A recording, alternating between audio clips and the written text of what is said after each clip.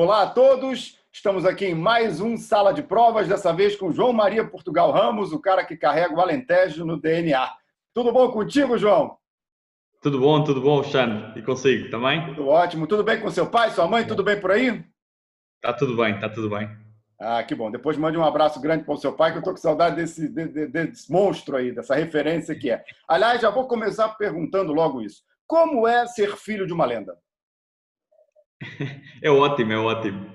Portanto, há responsabilidade, não é? Mas é bem legal porque nos ensina bastante, a nós, aos filhos, como é que se deve estar e pensar no mundo do vinho. Eu acho que passa muito bem esta mensagem à segunda geração, o meu pai.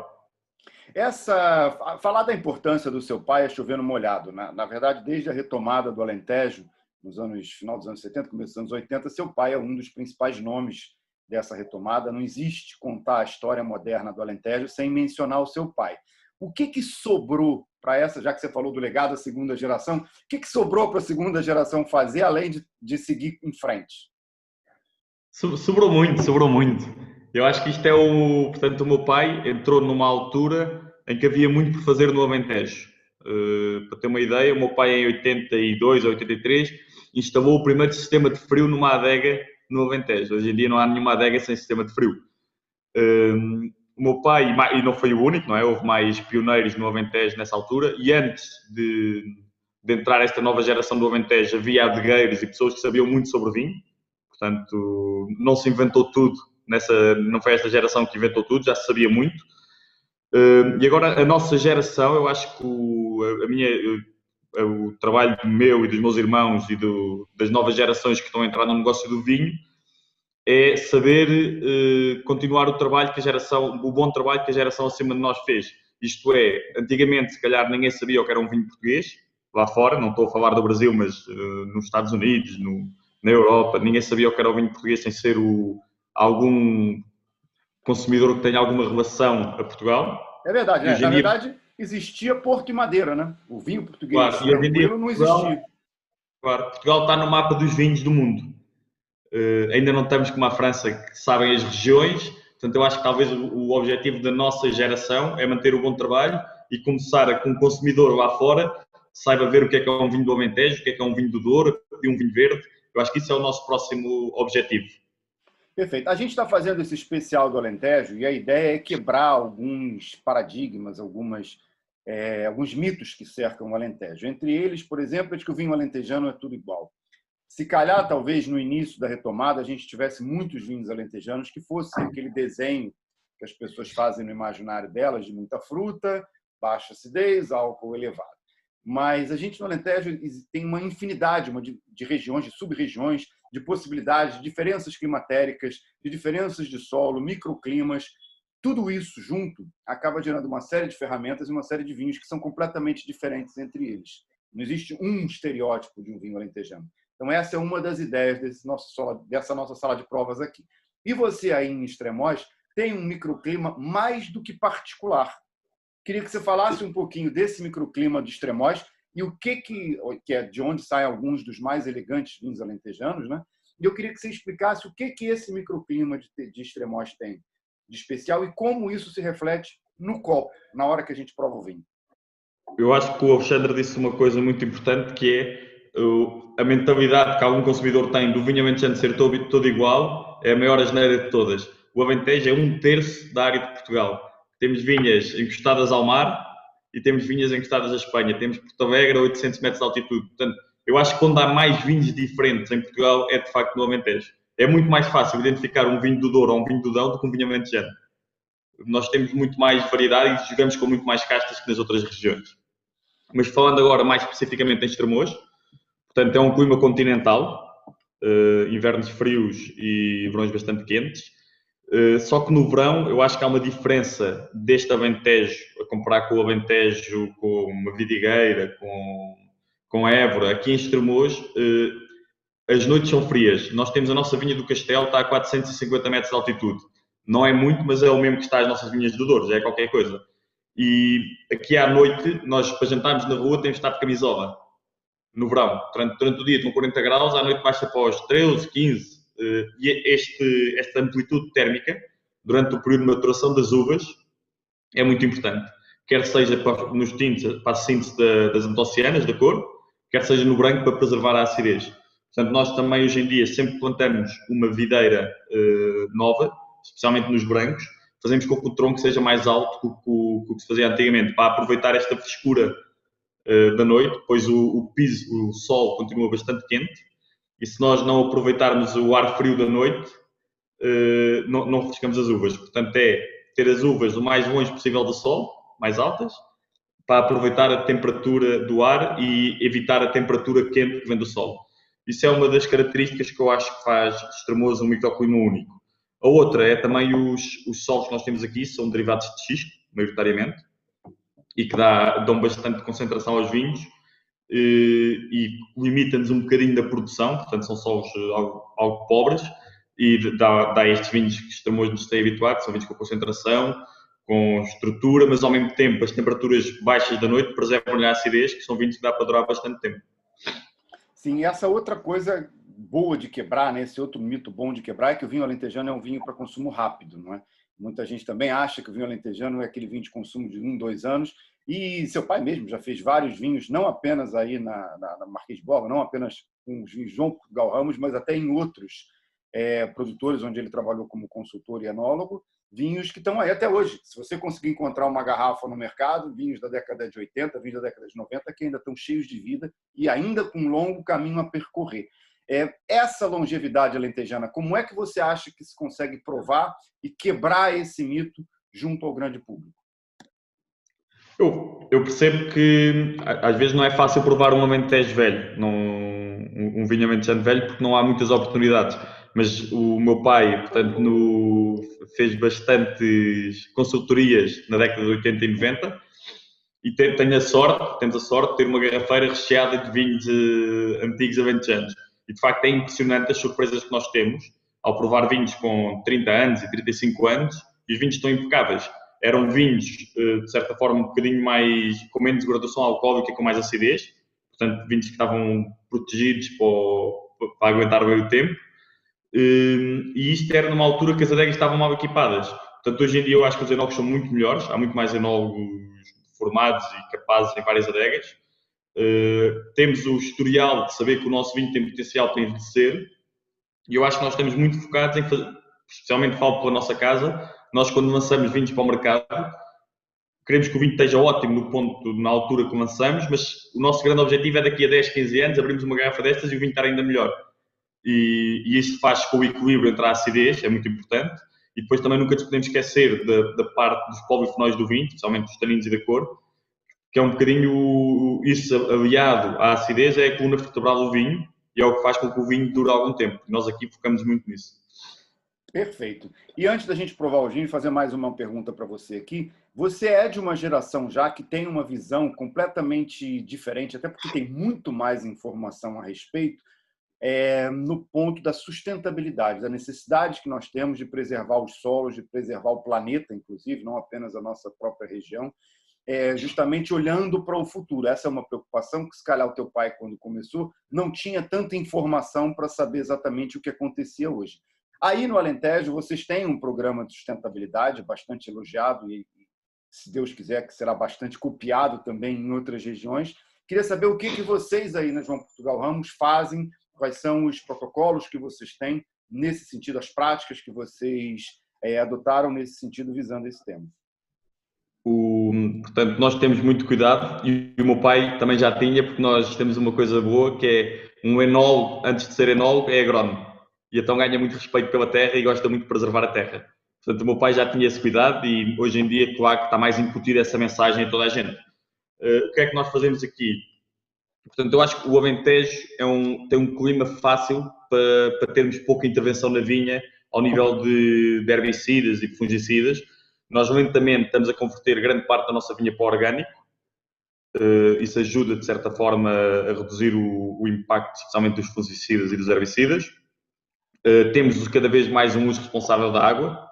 Portanto, regamos para manter o vigor que a vinha necessita, não regamos em excesso para aumentar produções. Temos vários cuidados dentro da adega para poupar a eficiência do uso da água também. Nos solos temos várias, semeamos às vezes culturas para fixar o azoto, para reduzir a erosão do solo. Outras vezes são culturas espontâneas que tentamos manter, vinha sim, vinha não. Temos também uma política que o meu pai tem, que é sempre que plantamos vinha, deixar pequenas ilhas no meio das vinhas para ajudar a biodiversidade a manter-se nestas ilhas. São pequenas coisas que já fazíamos antes e que hoje em dia, de facto, o consumidor finalmente começa a reconhecer isso e é importante haver uma noção de todos nós que se tem que ter cuidado e que temos que tentar preservar isso para a próxima geração, quando entrar aqui, encontrar nas mesmas condições ou melhor do que nós quando entramos nesta empresa e neste mundo. Perfeito. Agora vamos provar os vinhos, né? Você está, na verdade, com uma safra diferente da minha do Vinhas Velhas. Vamos começar com ele, né? Vamos começar com ele. Só abrir ou não abrir? Eu estou aqui com o 17. Eu estou com o 18. Qual a diferença das duas safras, João? 18 foi... Deixa eu abrir aqui.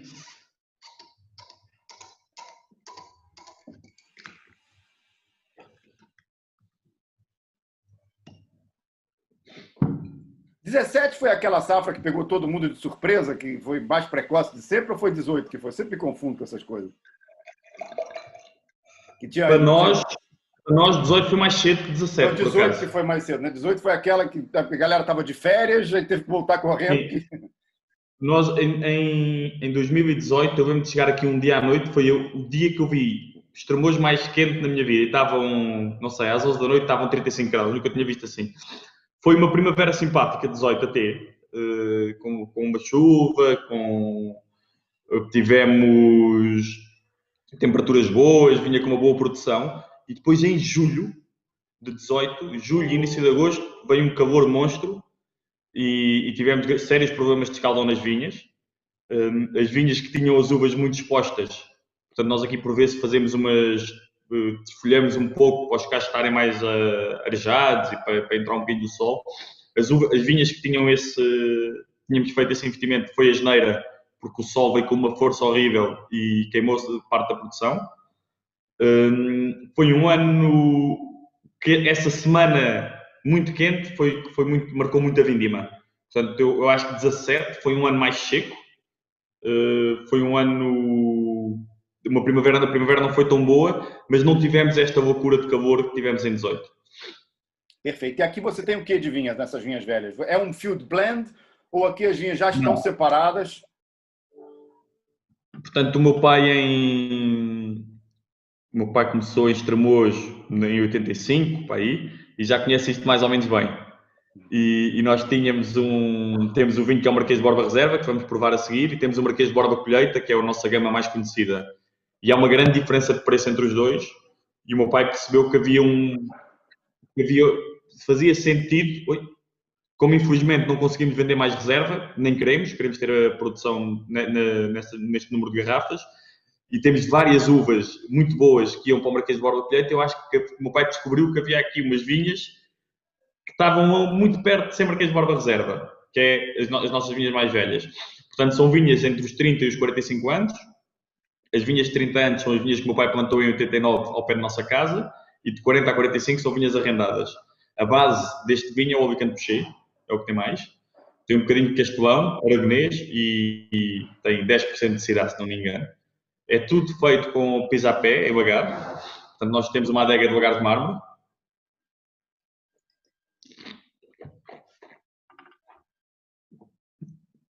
E o que nós acreditamos na extração do lagar é que a manta, há muito mais manta em contacto com o líquido. E a extração é muito menos agressiva. Não há uso de bombas, não há remontagem, não há nada. É só pisapé, só usamos a bomba para tirar as uvas do lagar para acabar a fermentação na cuba. E isto dá-nos um vinho super concentrado, cheio de estrutura, mas que não vai buscar o tanino verde que por vezes pode acontecer no Alentejo. E é o que acontece aqui nesse vinho, né? Ainda mais com tanto Alicante, que é a base do vinho, você não tem aquele tanino agressivo que o Alicante normalmente tem, né? Não. É um tanino muito fino, inclusive. É agressivo. É um vinho cheio de IPTs, de índice de polo-fenol total. Portanto, tem muita cor, tem muito tanino, mas o tanino não seca a boca. Eu acho que isso vem de um ponto de maturação ótimo das uvas e vem também muito da extração em lagar. Perfeito. e com uma acidez bem interessante esse cara aqui, hein? A gente aqui no Brasil fala frescor, mas aí vocês falam frescura. É bastante generosa, né? Estou aqui falando contigo, salivando. E o 18 também tem mesmo tendo aquela semana muito difícil, a vinha velha tem uma vantagem, parece que é mais esperta que uma vinha nova. Parece que aprendem. E o que elas fazem, e de certa forma, tendo menos produção, a produção está mais escondida. E esta produção escondida não levou com este sol abrasador das últimas semanas de julho e início de agosto, e as uvas conservaram-se. As vinhas novas, por vezes, deixam a uva mais exposta e essas uvas foram as que sofreram mais. É verdade, a vinha velha ela acaba sofrendo menos com a variabilidade das safras, né? Embora no Alentejo a gente tenha safras, óbvio, melhores e safras não tão boas, mas não é um lugar dramático, como, por exemplo, a gente muitas vezes encontra no Douro ou em outras regiões, onde você tem safras excelentes e muitas vezes safras horrorosas. O Alentejo, mal ou bem, ele tem uma certa constância na qualidade das safras. É um pouco melhor aqui, um pouco mais úmida, menos seca, na outra, mais cedo, mais tarde, mas não é nada dramático, não? É verdade, o Alentejo tem uma vantagem que é, portanto, na altura da vindima, por norma, não chove no Alentejo. Portanto, setembro, quando estamos em velocidade máxima na vindima, geralmente estamos seguros para não haver problemas de chuva. Já noutras regiões que as uvas amadurecem mais tarde, pode ter esse risco de chover e as uvas apodrecerem. Nós aqui, eu desde que cá trabalho, só tive uma vindima que choveu, que foi em 2014. De resto, nunca choveu durante uma vindima. E dá-nos uma segurança enorme poder esperar que as uvas atinjam o ótimo ponto de maturação, sabendo que não há chuva.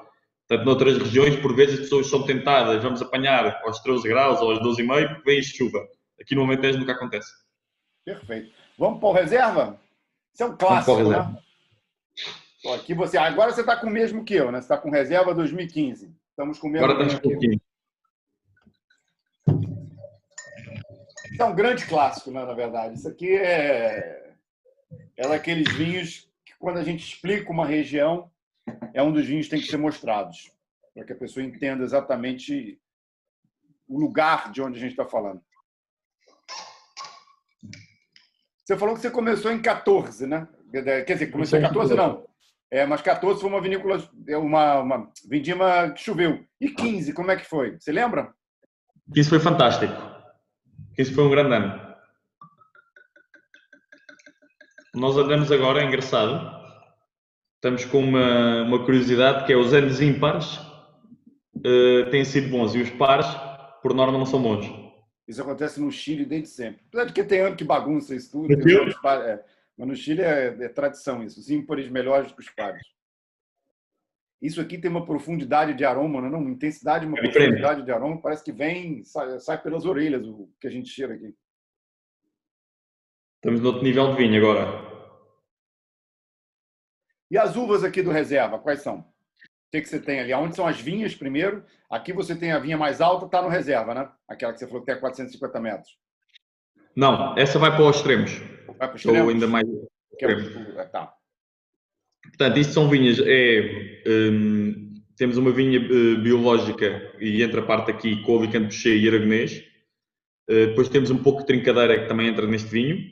E depois temos uma nadinha de Cabernet, que é a vinha Bate Casa, que o meu pai plantou em 89, e é o corte do vinho que costuma ser sempre este.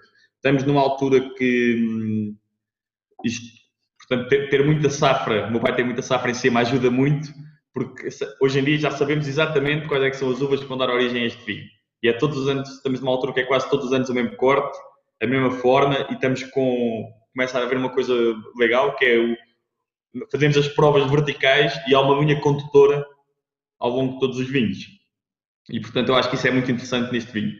O vinho, outra vez, colheita manual, à mão, para caixas pequeninas, vai para a câmara frigorífica para arrefecer um pouco a temperatura, mesa de escolha, vagar, a fermentação é vagar com pisapé, acaba a fermentação na cuba, prensa vertical e barricas, depois da malvolática. Houve uma altura que ainda fazíamos as malvoláticas na barrica, mas dava uma grande heterogeneidade de vinhos. Agora, para ter um vinho mais constante, fazemos a malvolática na cuba e depois vai para as barricas.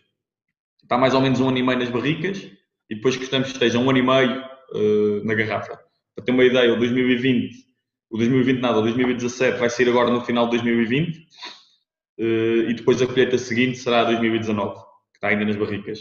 Portanto, são vinhos, outra vez, a primeira safra que o meu pai fez do reserva foi em 97 e hoje em dia provamos esse vinho e o vinho continua impecável. O 99 está ótimo também. Portanto, estes vinhos, nós, como falávamos há pouco, é um vinho para durar. Eu quero que o Alexandre agora, quando toma o vinho aí, diga está ótimo, mas ainda mais quero que daqui a 10 anos, quando abrir outra garrafa, ainda está melhor. E eu acho que estes vinhos têm potencial para isso. Eu vou fazer o seguinte, vou fazer um desafio a você e ao teu pai. Quando eu estiver aí de novo no Alentejo, vamos fazer uma vertical com todos os Marquês de Borba para Gula? Uma matéria especial? Está combinado. Já fizeram uma vez. Eu sei, mas para a revista de Fazemos outra. vinhos. Fazemos agora uma para Gula. Não fez com o Gula, eu acho que fez com o Gula também. Foi, mas aí eu não estava na Gula ainda, então não conta. Então pronto, agora fazemos outra. Era na outra administração. Era antes de mim. E ainda tem muitos de garrafa nova para a gente botar aí. Esse vinho aqui... Fazemos com o do 19 ao 97, que é giro. Perfeito. Eu acho que esse vinho aqui, além de ser um vinho ícone do Alentejo, é um grande vinho de categoria mundial. Agora, não necessariamente os vinhos alentejanos, por melhores que eles sejam, têm essa percepção do mercado de que são vinhos de categoria mundial. Quando a gente encontra, por exemplo, um vinho como esse reserva, nem sempre ele é reconhecido assim. O que falta fazer para que esses vinhos tenham o reconhecimento que eles merecem? Para que a qualidade do que está aqui seja efetivamente reconhecida de forma internacional e inequívoca? É imagem, é abrir garrafa, é o que falta? Eu acho que estamos no bom caminho, já estamos cada vez mais. Eu vejo, é engraçado ver as pontuações. O meu pai tem Wine Spectators, Wine Advocates aí espalhadas e vamos ver as pontuações. E não sei, davam ao reserva 85 pontos, 90, não, as pessoas tinham medo de dar uma boa pontuação a um vinho português. Hoje em dia, esse medo está passado. Os portugueses já provaram muitas vezes e estão fartos de demonstrar isso, que o vinho português está ao nível dos melhores vinhos do mundo. E agora eu acho que Portugal está na moda e merece estar na moda. E eu acho que o que falta é a nossa geração ter calma e não apressar as coisas. Temos que dar o vinho a provar a todos os consumidores, temos que levar o vinho aos críticos do vinho, mas não podemos apressar e querer tudo de uma vez. Isto, o vinho é um negócio que demora muito tempo. E às vezes, quando se apressa as coisas saem mal. Eu acho que a base do trabalho está muito bem feita, o que veio para trás está muito bem feito, o vinho português está a ser falado hoje em dia, começa a haver vinhos portugueses com pontuações fantásticas nas revistas lá fora, nos melhores do mundo, e isso dá-nos algum orgulho, mas agora temos que saber continuar esse bom trabalho. E eu acho que as imagens do vinho, claro que podem... Por exemplo, isto é uma imagem muito simples, não é uma imagem, se calhar, de um vinho internacional, mas eu acho que temos que manter uma linha de imagem, temos que manter uma linha de vinhos e defender o que temos andado a fazer bem feito. Eu acho que ainda mais essa imagem desse vinho tão clássico, realmente não tem mais o que fazer com ela. A imagem é essa, clássica. Ela já extrapola o conceito de uma imagem, né? Porque ela já virou a cara do vinho é essa, um vinho já conhecido, como eu falei, uma das referências que a gente tem no Alentejo. E agora eu vou te perguntar uma outra coisa aqui, em relação também a esse vinho. Ele não é barato demais, não? Eu acho que sim, mas não, isso é sempre uma luta difícil. Nós todos os anos tentamos subir um pouco, porque todos vendemos o vinho sempre demais, à procura por este vinho, mas de certa forma depois também temos vários clientes lá fora que o negócio do vinho é muito competitivo. E isto não são 1000 garrafas, já fazemos 15.000 garrafas disto, portanto temos que ter temos que conseguir entrar no negócio. Isto é um vinho que num supermercado não está, mas que não é o Corte Inglês ou assim, custa 45 euros. Eu acho que é um preço justo para este vinho. Gostava que fosse mais caro e gostava de conseguir subir o preço, mas eu acho que gosto que o vinho esteja a este preço e que haja pessoas que o compram e que voltem a fazer a compra. E eu acho que acontece. E tem outra coisa, de facto, nós, quando falamos de um sucesso aí, que é no Brasil o Peramanca, que é um vinho extraordinário, mas de facto há menos pessoas, é muito difícil pagar 300 euros por um vinho, enquanto por 45 euros também é difícil, mas há pessoas que compram e que gostam. Sim, isso é verdade. Esse é um vinho bastante bebido no Brasil. Quantas garrafas vêm para cá?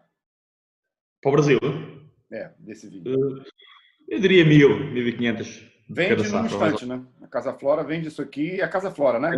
Vende É com Casa facilidade, né? Vende. Mais lhes dessem, mais eles vendiam. É verdade. Esse vinho aqui, além falamos aqui da profundidade aromática e da intensidade aromática que ele tem uma boca que é puro equilíbrio. Aliás, eu acho que você estava falando do fio condutor e talvez um dos fios condutores, uma das coisas que ajudem esse fio condutor a estar montado é justamente o equilíbrio que esse vinho sempre tem, independente da safra. Pode ter um pouco mais de fruta, pode ser um pouquinho mais austero, mas ele tem sempre esse conjunto muito equilibrado, sempre essa harmonia entre o tanino, entre a fruta, entre a acidez. Como é encontrar esse... Qual é o desafio de fazer isso todos os anos, encontrando esse equilíbrio? Portanto, nós este vinho só fazemos quando temos a certeza que o vinho tem nível para Marquês de Borda Reserva. Não fazemos todas as safras. E isso ajuda bastante na escolha do vinho. E depois é termos na cabeça uma coisa que volto a repetir, já é para a terceira vez que digo, que isto é um vinho para guardar. E se o vinho não tiver equilíbrio, não vai dar para guardar. Portanto, nós temos que apanhar as uvas com acidez, uvas frescas, mas que têm que ter... não podem ser uvas verdes, não é? Senão vai ser um tanino agressivo, vai ter herbáceos no nariz. Tem que ser uvas que consigam preservar a acidez na altura da colheita. E eu acho que aqui conseguimos bastante. O Alicante é uma casta que ajuda um pouco nisto, dá acidez aos vinhos. Depois o Aragonês não é fantástico de acidez, mas dá muito tanina a este corte. E a trincadeira ajuda na complexidade do vinho, e o Cabernet Claro dá-lhe o toque mais internacional que se calhar este vinho precisa para ser reconhecido lá fora. O Cabernet é o que entra em menor parte, são 10 a 15%. Falando um pouquinho só, para a gente finalizar, da trincadeira, que é uma uva tão amada e odiada no Alentejo, uma uva difícil, cheia de não me toques, né? Eu costumo dizer que é uma uva bipolar, uma casta bipolar. Você nunca sabe quando você vai apanhar ela, nunca sabe o que espera dela e tudo mais. Mas é uma uva que dá uma cara, uma uva que tem uma importância representativa do Alentejo. Como é que vocês aí, que eu sei que não é uma zona fácil para trincadeira, como é que vocês trabalham ela aí? Nós, não é fácil, mas temos muita trincadeira. E o meu pai gosta imenso de trincadeira. E, de facto, tem anos difíceis, mas cada vez mais é uma casta que nos ajuda bastante nos nossos vinhos. Porque dá outra dimensão aos vinhos, eu acho. O meu pai chegou a fazer trincadeira monocasta. Tinha durante muito tempo. Provamos os vinhos, ainda estão bons. Portanto, é uma casta muito complexa, dá-nos... Não pode produzir demais, geralmente ela não produz, mas temos de ter muito cuidado com a produção, senão fica só herbáceo. Portanto, é uma casta mais para este lado do vegetal, digamos, mas pode ser um bom vegetal. E se produz mais, fica verde e não tem tanta graça. Nós tentamos controlar um bocadinho a produção, e apanhar na altura certa. O nosso topo de gama, o nosso vinho topo de gama é 50% de trincadeira e gostamos imenso do vinho. É Alicante com trincadeira e o vinho tem graça por causa da trincadeira. É uma grande casta. Dá muito trabalho, mas é uma grande casta. Eu também gosto muito dela. João, um prazerzaço conversar com você. Você que tem Portugal no nome, Alentejo no DNA e o vinho na alma. Você já bebia vinho? Teu pai te dava vinho na mamadeira? Como é que foi aí você começar a provar vinho? Nós começámos a beber novos cá em casa. O meu pai fez uma coisa que eu acho que foi ótimo, que é ensinou-nos a beber vinho à refeição desde cedo.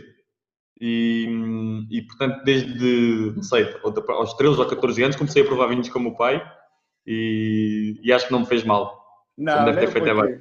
Tá certo, João. Muito obrigado por participar desse Sala de Provas aqui conosco. Um prazerzaço. De novo, não esquece de mandar aquele abraço para o seu pai. Gosto muito dele. Você sabe que eu já levei seu pai para ver jogo de futebol no Engenhão, para ver o Ronaldinho. E o meu primo também. Exatamente. Lá no Engenhão, o Flamengo ganhou o jogo. Levei lá para a Zona Norte. Tumulto para entrar e tudo mais. Mas ele estava lá, firme e forte. O meu pai gosta muito de futebol. Gostamos todos cá em casa. Agora tem quando vocês vierem e abrir de novo, vou levar vocês para o Maracanã. Agora, até porque o Flamengo agora está melhor do que aquele Flamengo de 2011. Está melhor. Um abraço, João. Muito obrigado e um abraço. Saúde!